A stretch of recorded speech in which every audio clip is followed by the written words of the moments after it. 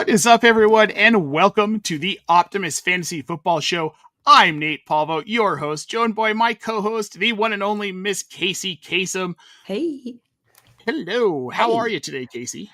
Man, I am all over the place, but I'm good. I'm great. I'm wonderful and happy to be here, as always.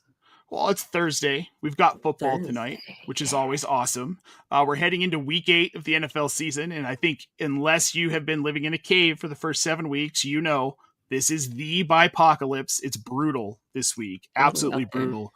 So today we're going to get into the Byepocalypse. We've got our panic meter segment again. We've got 2 players at every position we're a little bit worried about, and we're going to talk about what their outlook is the rest of the season. Of course, our best and worst of week 8, and then we'll finish up with on the spot for week 8, which I haven't even filled out, so it's going to be a surprise to everyone. Oh my goodness gracious. I know. Act like I'm so surprised, but I know, but this week you will be. So I made sure of it. Guys, before we get into the show, I want to remind you, we're not just a podcast. We have our website, optimusfantasy.com. There is a news feed at the top of that podcast giving you up-to-date injury and player availability information all throughout the week. Go check out our website, optimusfantasy.com, and at the top, click follow on that news feed, and you too can be in the know with everything going on. And when you're done with that, head over to tools.optimusfantasy.com. We have recently added a DFS optimizer, a betting projector and optimizer, as well as new league sync functions with ESPN, Yahoo, and MFL, with CBS and NFL and Fantrax coming soon, folks. Get in now before it gets too huge and this discount goes away. Optimus Fall is the code. Get 25% off your first 4 months. This code does go away at the end of this week, so please take advantage of that. Head over to tools.optimusfantasy.com. Kacey, let's get on into the first segment here, the most important segment, the make or break segment for this week, the Byepocalypse, and it is a brutal one. Teams on bye this week: Detroit Lions, Las Vegas Raiders, the Los Angeles Rams, the Arizona Cardinals, the Seattle Seahawks, and the Jacksonville Jaguars. This is kind of a mixed bag of teams that really have a lot of fantasy value and don't, but the big ones hurt. We've got Amon-Ra St. Brown, Jahmyr Gibbs, David Montgomery, Jared Goff, Sam LaPorta, all unavailable from Detroit. In Los Angeles, we're missing Davante Adams, Kyren Williams, Matthew Stafford. Of course, Puka Nacua has been hurt, so we're not going to see him this week, hopefully after the bye. Sam Darnold, JSN, Kenneth Walker, Zach Charbonnet, and you can even say guys like Elijah Arroyo, AJ Barner, who have been kind of sneaking into fantasy relevancy the last few weeks, will not be available this week. Then, now we can talk about how exciting these guys are. Brian Thomas Jr., Travis Etienne, and Trevor Lawrence also on bye. And then, of course, the rookie phenom running back Ashton Jeanty is on bye as well. I want to get to this real quick before we get into it. This is a question regarding bye weeks. This is coming from It's Okay to Laugh on YouTube, Kacey. Realistically, what can we expect from Lamar this week? It's a bye week, but Lamar is supposed to play. In a lot of weeks, I would say I don't trust it. I don't trust it at all because he's coming back from injury. He's a mobile quarterback that depends on that, and this offense has been atrocious anyway. And their defense is doing them absolutely no favors.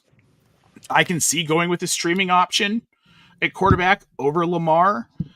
I don't mind Joe Flacco. I don't mind Aaron Rodgers. If I was going to go with one of those two, it'd probably be Aaron Rodgers in the revenge matchup against Green Bay. But see, I struggle with this because you know that the minute you bench Lamar, he's going to go off for like 35, 40 points. But again, a leg injury for a mobile quarterback, it worries me. How are you feeling about this? I'm not that comfortable. I'm still starting him begrudgingly, but over the options that are available, I think I'd still stick with him because of that chance that you're going to get something amazing. Like you said, if you bench him, then he goes off, right?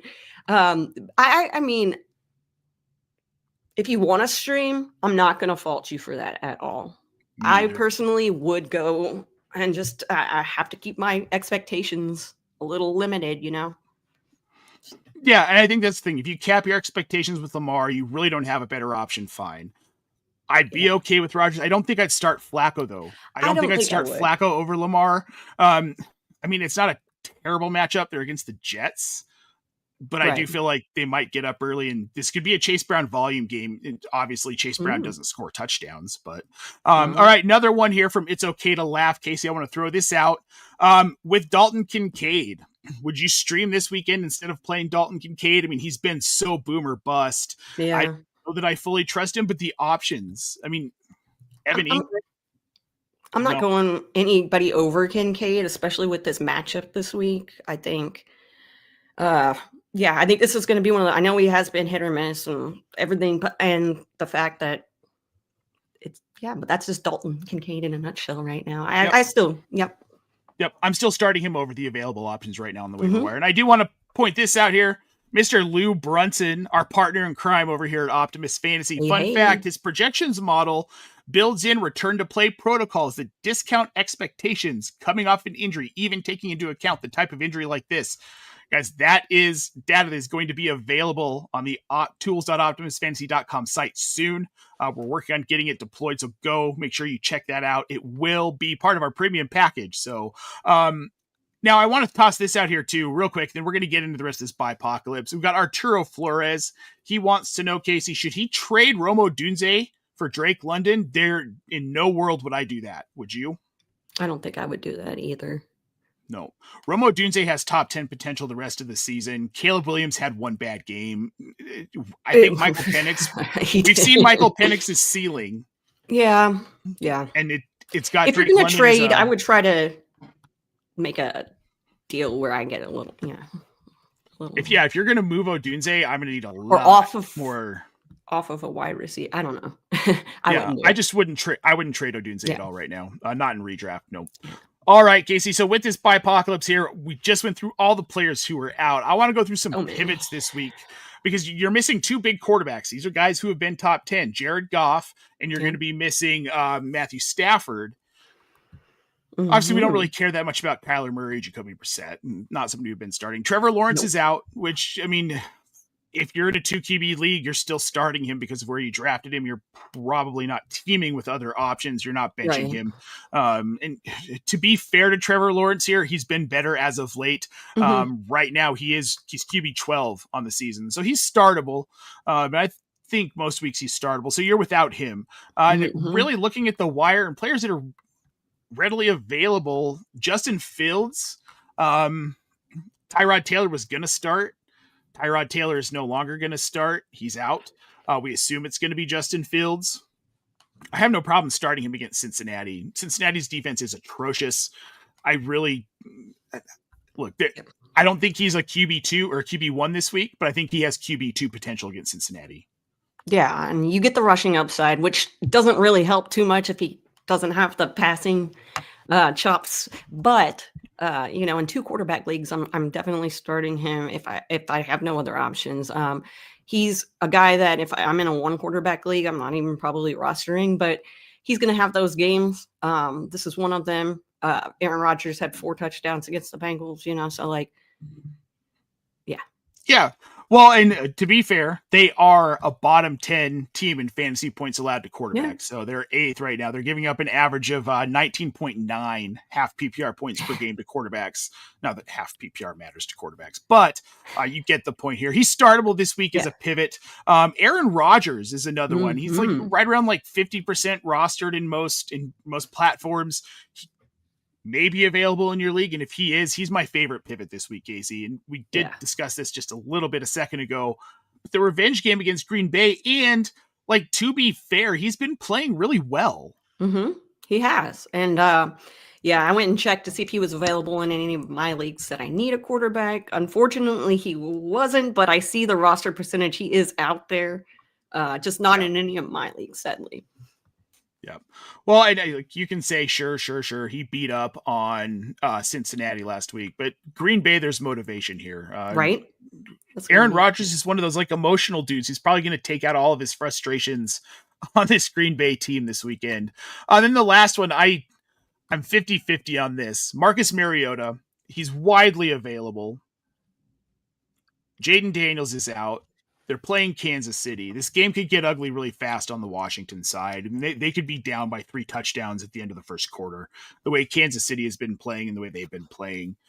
And I just look at this as oh, okay, this could be volume. He's going to have to throw a bunch. Now, do we love the people he's throwing to? No, not necessarily. but Noah Brown's been serviceable. I mean, no Terry McLaurin. Maybe we'll see Deebo this weekend. Chosen, yeah, baby. She's got chosen, baby. So Zach Ertz, I mean, he has options. I think he'll be fine. And if it's you're kind of a Hail Mary pick, excuse me, I can't even speak. But but I would still, if those are needed on these Byepocalypse weeks. All right, we've got this from the manager of the news, Miss Carly Manger.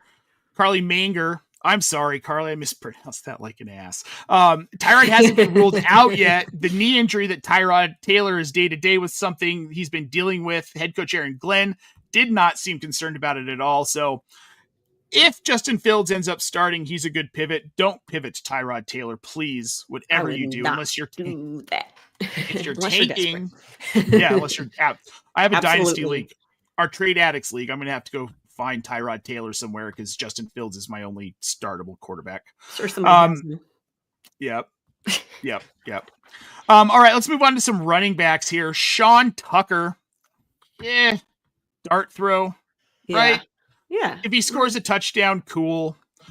Good news here. Deebo and McLaurin are both practicing today, so that would be excellent great thing for Marcus Mariota. Yes. Yeah, I need to spend less time coding and more time following the news. Apparently. It's hard to follow the news even when you're not coding, so that's why we have such amazing people on this staff like Carly. I know. She's the best. All right. Sean Tucker basically has to fall in the end zone. Yeah, he does. But with Bucky Irving, I mean, I suppose that comes a little bit more realistic. He had a touchdown 2 weeks ago. They're against New Orleans. There's going to be a lot of junk time in this game too. Maybe we see a little bit less Rashad White. We see a lot of Sean Tucker in the second half. It's kind of the way I look at it. Not a bad pivot. Tyrone Tracy's back. He's getting snaps. Yeah. It's not sexy. No. He looked decent last week. He did get that touchdown. And again, with these running back pivots, like just if you can fall in the end zone. He had 9 carries for 46 yards. It's nothing great. They're all dudes that I probably would have told you to drop, and they're probably out there. The reason I would have probably told you to drop them is because they are hit and miss depending on matchups. So, if they fall in the end zone, good. Those guys are out there now since you dropped them, and go pick somebody up. Yeah. Well, and I think, too, this week against Philly, this is maybe a week we see him get back into the passing game a little bit. He had 13 targets before he went down for 2 weeks with the injury. So, I mean, again, it's not pretty here. You know? My favorite one's Brashard Smith. Kansas City, again, up against Washington. And on the other side of this game getting ugly, I mean, Brashard Smith could just see a ton of volume in the second half. Kansas City's up by a ton, kind of like what we saw a little bit last week against Vegas. I mean, and again, it wasn't anything earth-shattering for Brashard Smith, but if he gets his first NFL touchdown, he's worth the start, right? Yeah. Some of these guys, as long as they're playing, you want them on your roster because of that ability to possibly get into the end zone. I know it sounds, guys, it's rough out there. Yep. He had 13 PPR points last week. I mean, I think he's worth a flyer here if you need it. Let's talk about some wide receivers, Kacey. Alec Pierce, Indianapolis. He's up against a really incredibly weak Tennessee defense. Tennessee's probably the worst team in the league, and it's not looking any better whatsoever. Josh Downs is practicing. He's no longer wearing a non-contact jersey, and that's fine. Yeah. Even if Downs plays, Pierce it's ugly volume, it's down the field volume, but but you know what? Here's what I'll say. At least it's not Anthony Richardson throwing him the ball. That's 100% an amazing statement you just made, because that's accurate. Alec Pierce last week. I mean, I grabbed him off waivers last week when I needed to because of bye weeks. I mean, he's still out there.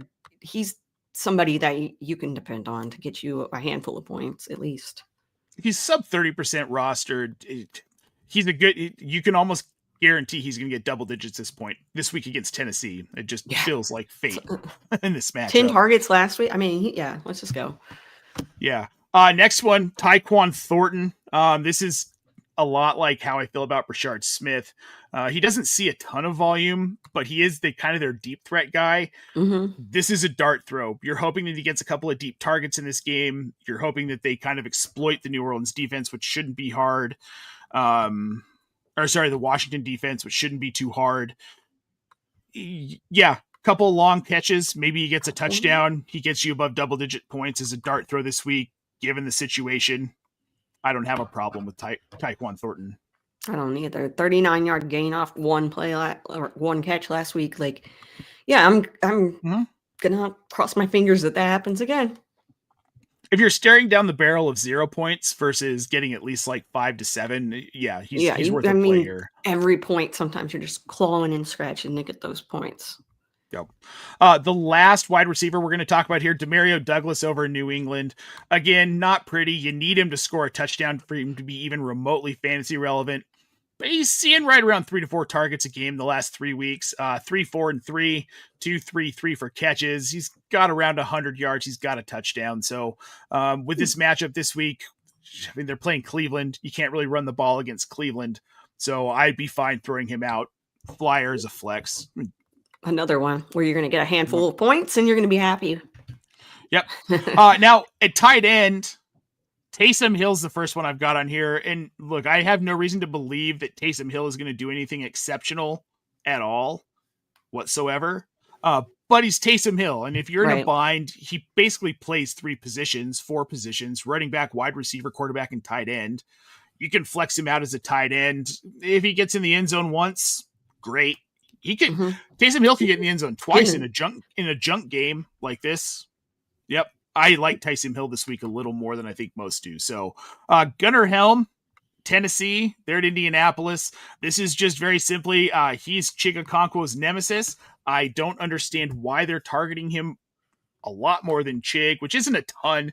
But he's got 13 targets the last 3 weeks. Sorry.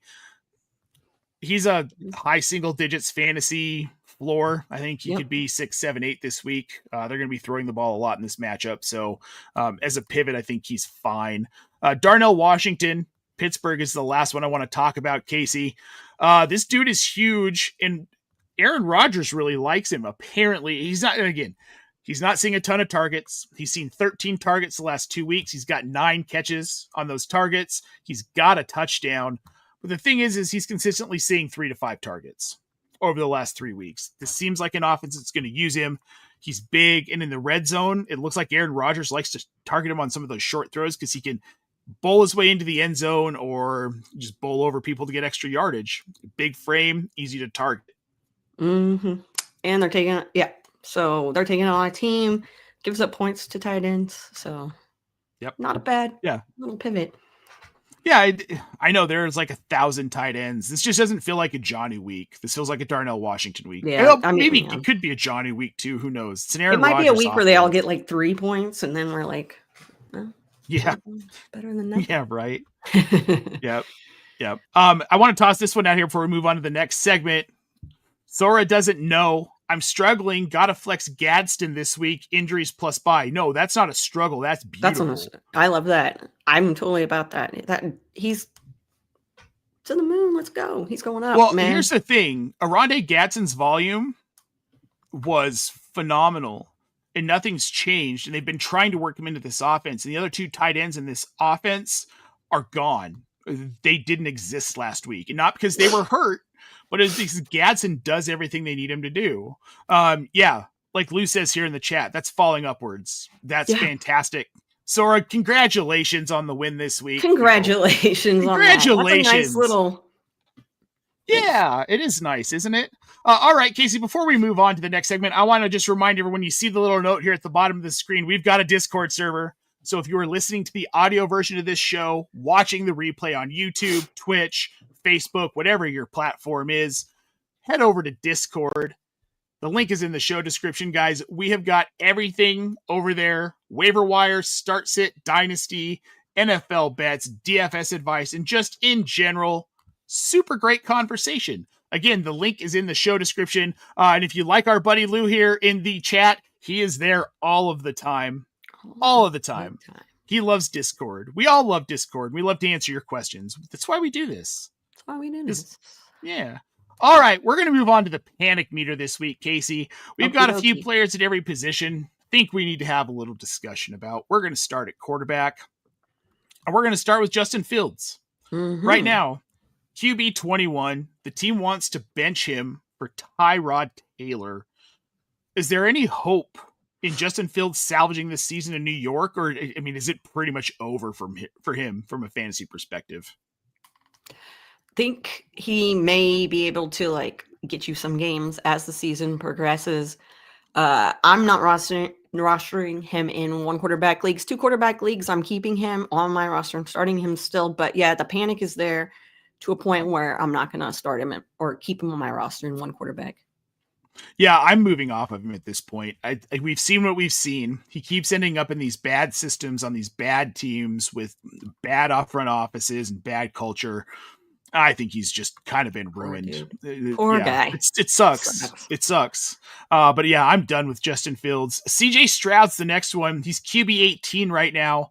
That's bolstered by a big week 5 performance. He had 28 points, but otherwise, Kacey, he's been so middle of the road. I mean, we're talking about 9.7, 15, 12.4, 18.4, 14.7 in games that he didn't have those 28 points. Yeah, I was about to say. Yeah. At this point, if you're in a 1 QB league, there's no way you should still have CJ Stroud on your roster. Absolutely not. And I know efficiency is a big word we use all the time, a very, very overused word, but like here, it's been bad. It's been really bad. And the offensive line's been terrible. Yeah. He has no time to throw. This is because it's becoming more clear that CJ Stroud had a really good line his rookie season and he excelled. And until he gets that protection again, this is about what you're going to get. Yep. Well, they have no real running game. Nick Chubb and Woody Marks and Dameon Pierce and who knows, some guy off the street. It's bad. It's really bad. Travis Etienne, running back, Jacksonville Jaguars. He's running back 15 right now. But since week 5, that's the last 3 weeks, it's much worse. RB 34 in half PPR. It's ugly. It's not good. I mean, do you have any interest in continuing to roster Travis Etienne? I mean, I don't roster him now, but if I did, I probably would see what was available out there, or if somebody in my league might think there's a chance. You're telling me there's a chance? Maybe there's a chance, but yeah, that offense is no bueno right now. It's just not something I want to be associated with. Dude, I'm telling you, Jacksonville is the worst 4-1 team I have ever seen in my life. And they're just proving it the last 2 weeks. They're bad. Yeah. I don't know how they got by. Jordan Mason, Minnesota Vikings running back. He's RB 22, but he's had 1 massive week. He had 23 points in week 3. Otherwise, I mean, these are barely double-digit fantasy scores out of this guy. Someone that we were drafting to be middle of the road RB2. And he's a back-end RB2 at best most weeks. Is he someone you're comfortable rolling out the rest of the season, or is he someone that you kind of just want to move away from? Yeah, I mean, I kind of just want to move away from him. Depending on matchup, though, I guess I might keep him. Like this week they're playing the Chargers, so that's a good team to be up against. It's going to be one of those things, though, where it's going to, you got to do this or you got to do that. Another one of those running backs where you have to hope something happens. You can't just assume it's going to happen. Right. Yeah, it's a real iffy week in and week out to play Jordan Mason. I don't trust it. I didn't draft much of him because I just thought he was way overhyped. It feels like an offense is going to throw more than they're going to run, especially without Aaron Jones, and even with Carson Wentz at quarterback. And they've proven that's mostly what they want to do here. Alvin Kamara, he's running back 28. We've been mostly moving off of him, Kacey, just kind of done with the guy. However, Kendre Miller is now out for the season. How do you feel with that news about Alvin Kamara? Because I'm torn. Yeah. Is he going to see more volume? Probably. Is he going to be efficient with it? I don't know that it will be. That's the problem, obviously. And he's been dealing with an ankle injury that's hindered him a little bit, so it's a lot of things. It's not the Alvin that we're used to seeing. So, let's see if we can get efficient with the work. Yeah. Taysom Hill season from Carly over on Twitch. Yeah. And that's another reason that he's probably not a bad pivot at tight end this weekend. Without Kendre Miller, maybe they throw him in, give him some running back reps. He's a big dude. Why not? He's a big dude. Shout out Doug over in Pennsylvania. Thanks for tuning in over on Facebook, buddy. Great to see you. Always. Justin Jefferson, Kacey. I didn't want him to be on this list. He's wide receiver 18. Yeah. To me, his production feels extremely capped with the quarterback situation as it is. Mm-hmm. I don't know how much talent matters at this point with him. Yeah. And that sucks. His high score this season in half PPR is 17.6 points. That was, of course, with Carson Wentz at quarterback. So, yeah. Do you feel better when McCarthy comes back, though? No, I don't, because I don't even know what's really happening there anyway. And on top of that, we were saying forever that Justin Jefferson's quarterback proof, but the quarterback, there's got to be an asterisk right there where it's like quarterback proof, but the quarterback has to actually get the ball to people. To him. Or at least be an NFL level quarterback. Yes. So NFL level quarterback, sure. I don't know if JJ McCarthy is even that, I don't know that he is either. Here's my concern is that we're all like, okay, well, when JJ McCarthy comes back, this will get better. What if it gets worse? I could see it getting worse. And they're like, why didn't we keep Daniel Jones or Sam Darnold around? I can just. How much better would this offense be with Daniel Jones or Sam Darnold? The world will never know. I don't know. Maybe if we can channel some of that everything everywhere all at once energy and hop into another dimension where it actually happened. We guess we could find out. Jalen Waddle. I don't care what dimension we're in. He's wide receiver 22. Feels really high. Like really high for what he's done. He's had one game of 20 fantasy points. That was week 5. He had 15 and 12 points. That was week 2 and 3. But Kacey's quarterback can't see him. So how the hell is he going to get him the ball? It's a hard one, isn't it? Who knew that if you can't see the guy, you can't get him the ball? Who knew? That offense as a whole is so. And you're like, opportunity's coming. Tyreek Hill's not in there. And it doesn't matter. Yep. Tua is making an ass of himself in the press now. This team doesn't believe in him. Nobody's behind him. And then you come out and you say, oh, yeah, well, couldn't see over those pesky offensive linemen that are there every single game. So I couldn't get it to him. I'm not the tallest guy. I've lost all faith in this Miami offense. Devin Achane, he's startable. Yes. 100. No other part of this offense is startable. I want to toss this out here too. Per Omar Kelly, don't panic. Jalen Waddle didn't work with the wide receivers while the offense was out there. He was doing a rehab assignment, which means he's battling an injury. No Tyreek, no Waller. Can't be no Waddle too. It's nothing official yet, just a report, but something to pay attention to with this bye week apocalypse, you have no choice but to roll out Jalen Waddle. Hopefully you don't. Up, if he's banged up and he goes, then.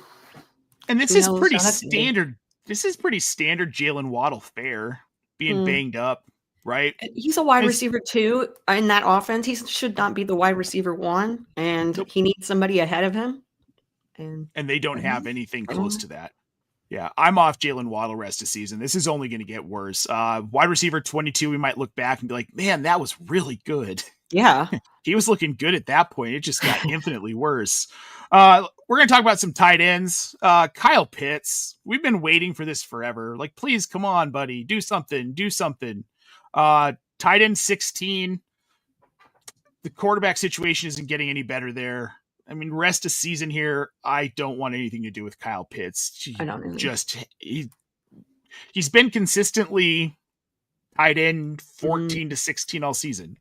He's not startable at this point. I think you can move off of him. How do you feel about it, though? Yeah, you can move off of him, especially because there are options out there. You might just have to play matchups, stream the position. It's okay. It happens. Doesn't mean that you did anything wrong. It just means that you're having to pivot. You can do it. Yep. Yep. Speaking of having to pivot, Mark Andrews, he's tight end 20, Kacey. 24 points in week 3. Great game for him. We all thought, oh my God, Mark Andrews is back. But like, he can't even get to double-digit points most weeks. He looks slow. He looks tired. He looks beat up. Feels distracted, and this team's really bad. And I think maybe he just doesn't care. Whatever. I wouldn't blame him, quite honestly. Like, hey, getting fed up. Let this young kid get beat up. Isaiah Likely. Yeah. If you haven't dropped Mark Andrews already, are you moving off of him completely now? Yeah, I am. Even with Lamar back? Yeah, I mean, yeah. I know it feels really gross, and I'm saying that right now that I don't know. I would still do it. Look, with Lamar, the first 2 games of the season with Lamar in half PPR, he had 1 fantasy point or less. Yeah. 6.5, 3.2, 4.6. Those are his other PPR scores outside of that 24-point game. You can't trust Mark Andrews at this point. No, not something. No. We don't know if he might not even have another boom game. True. Yeah, I know, it's ugly. And then Evan Ingram, last one, tight end 27. He was going as high as tight end 8. Tight end 7, tight end 6, tight end 5 in drafts. The joke was on us. Not on me. I didn't draft him. I did not draft a ton of him either. I didn't have a ton of interest. Evan Ingram. Yeah, the joke was on us. Joker. Look, this Denver offense is so middle of the road right now. Yeah. I don't know what they are. They can put up 33 points in one freaking quarter, but then they can't score for the first 3. There's too much inconsistency. Evan Ingram doesn't crawl out of being a tight end in the 20s. I don't even think he crawls into the top 24 tight ends at any point this season. You can drop Evan Ingram now. The panic is changed over to just sadness. Greg Dulcich. Why'd you ruin Greg Dulcich? Oh, boy. All right. Well, that's been fun. We're not that panicked about these guys. I think a lot of them we saw coming. But what I didn't see coming were your best, worst picks of the week, Kacey. I stayed the hell out of our show sheet, so we didn't overlap this week. Let's start with your best of the week. I agree. This game is actually way more intriguing than you would have initially thought it would have been. Yeah. That was the thing, too, when I was looking at it. I was like, wow, this is actually kind of intriguing. Giants at Eagles. Yeah, I'm first and foremost, as a Cowboys fan, that's one of the reasons I want to watch this game. But I also, it's just interesting to see both of those teams are so different. And I'm excited to see kind of how the week folds for them. Yep. I'm excited. Yeah, this should be a really good game. Hopefully. Rivalry matchup. We'll see. My best one, Cowboys at Broncos. This could be a shootout. I'm really nervous as a Broncos fan, Kacey. Really nervous that we're just going to get outscored at home by a ton. We'll see. I'm hoping Denver's defense can put a clamp down a little bit. I am slightly concerned about the Javonte Williams revenge game narrative because he's got to be a little pissed that Denver just let him go and then he's out here doing this. He's out here balling. And he's, you know what? And I was so against Dallas Cowboys running backs. I was like, I don't want to draft them. I don't want to do that. And, sometimes they fell to me and I did. But, God, I was so wrong about Javonte Williams. And I was wrong about him. I was too. I was wrong. Well, and seriously, it's like we're watching J.K. Dobbins as Broncos fans this season going, oh man, we already had a J.K. Dobbins at home. We didn't need, we just kept Javonte. But who knows if he could do that.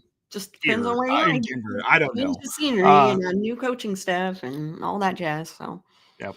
I don't know. Just the way this Broncos team is playing, this should be an exciting game. Maybe they'll score 33 points in the second half. We won't talk on Sunday until the game's over. That was wild. That was wild. So incredibly just mind-blowing. Dude, Jackson couldn't wrap his brain around the fact when they kicked the field goal and won, like he just lost his mind, like could not believe it. Cause he hit the whole fourth quarter. He's like, we're cooked. Yeah. We're cooked. Why are we watching this? We're cooked. It's like, you're 8, chill out. A lot of life happened here, buddy. Kirk Gibson, Game 4 of the World Series stuff. Don't leave early. Type of vibes here. And don't all right. Watch all your teams as you're playing against Bo Nix, and you're like, all right. Oh gosh. Oh goodness. Oh no. Oh no. Yeah. Giants fans are so bitter. It kind of warms my heart a little bit. Your worst game of the week is my worst game of the week. Okay, look at that. See, you can't. I couldn't find one worse. Dolphins, Falcons. Ugh. Yeah. It's not. Sorry, Carly, what is there to say about it? I don't know. These are two bad teams that I have very little interest in watching. I'm glad it's on the early slate, so there are so many other options. Yeah. Yeah. Not about I have no interest. Miami's so bad. Yeah. It's not like watching football to me. No. Yeah. It's so you're like, can I just watch something else? Thanks. Yeah, exactly. Flip over to the next game. Before we get in to On the Spot to round out the show, Kacey, Hop87 on YouTube wants to know Xavier Worthy or Wan'Dale Robinson this week. Which one are you starting?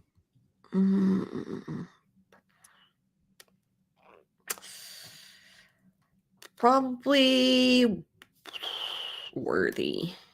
I'm going to go Worthy. I think there'll be more volume there. Slightly.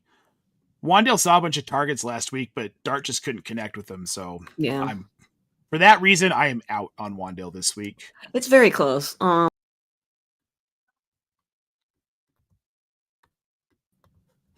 We missed one. What? Oh, one of the columns. I just kicked you out here. Now that we're on the spot. Just almost like, you know. I know. All right. On the spot, Kacey. Yeah. Hello. Taysom Hill finishes week 8 as tight end blank.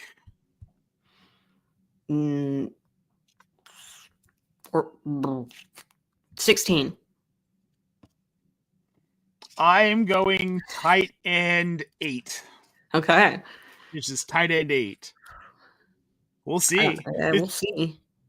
This is going to be a weird week. I think Taysom Hill sees volume, and then Kendre Miller being out. Yeah, and this just feels like a random. I don't know, man. Okay. We'll come back next week and we'll let y'all know. Oh, yeah, we're probably going to be. I feel really good about that one. Okay. Watch Taysom Hill finishes tight end 1. Well, could happen. I mean, Taysom Hill. Look, weirder stuff has happened this season, right? Patrick Mahomes is QB1. We all had him as a maybe high-end-ish QB2. Yep. Overall. Yep. All right, one more. Waddle or Addison? Addison.